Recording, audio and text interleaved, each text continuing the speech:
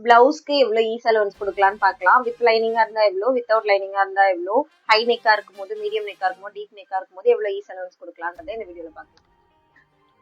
Is allowance வந்து பிளவுஸ்க்கு எப்படி கொடுக்குறதுன்னு இன்னைக்கு பார்க்கலாம். அதுவே high neck, medium neck, deep neck வந்து ஈஸ் அலவன்ஸ் எப்படி கொடுக்குறதுன்னு பார்க்கலாம். Upper chest, middle chest, waist, ஹார்மோலுக்கு தான் வந்து ஈஸ் அலவன்ஸ் நம்ம கொடுக்குற மாதிரி இருக்கும். இந்த ease allowance with lining, without lining போது டோட்டலா வேரி ஆகும். நான் இப்போ சொல்றது எல்லாமே வித் லைனிங் ப்ராசஸ் தான். ஹை நெக்கா போகும்போது அப்பர் செஸ்ட் வந்து நீங்க 2.5 கூட கொடுக்கலாம். இன்கேஸ் நீங்க கொஞ்சம் ஹெல்தியா இருக்கீங்க, ஆம்பெட் கிட்ட கொஞ்சம் ஃபிளஷ் இருக்கு அப்படின்னா நீங்க 3 இன்ச்சஸ் வரைக்கும் கொடுத்துக்கலாம். மிடில் செஸ்ட்டுக்கு வந்து 2 இன்ச்சஸ் கொடுக்கலாம். வெயிஸ்ட்க்கு வந்து எப்பயுமே நம்ம ஈஸ் கொடுக்க மாட்டோம்.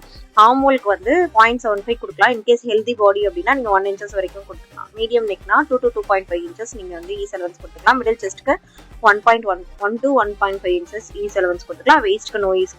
ஹார்மோல் பொறுத்த வரைக்கும் 0.75 ஓகே தான். டீப் நெக்கா போறப்ப 1 to 1.5 இன்ச்சஸே 1 இன்ச்சஸ் வரைக்குமே ஓகே தான். 2 இன்ச்சஸ்ங்கிறது ஹெல்தியா இருக்கும் உங்களுக்கு மட்டும் நீங்க 2 இன்ச்சஸ் கொடுத்தா ஓகேவா இருக்கும். மிடில் செஸ்ட்டுக்கு 1 இன்ச்சஸ் ஓகே. வெயிஸ்ட்க்கு வந்து ஈஸ் கிடையாது. ஹார்மோலுக்கு வந்து 0.75 இன்ச்சஸ் நீங்க ஈஸ் வந்து கொடுக்குற மாதிரி இருக்கும். வித்தவுட் லைனிங்னா நம்ம இந்த ஈஸ்ல இருந்து 1 இன்ச்சஸ் குறைச்சா பெட்டரா இருக்கும். டீப் நெக் போகும்போது ஈஸே கொடுக்காம பண்ணாலே நல்லா இருக்கும்.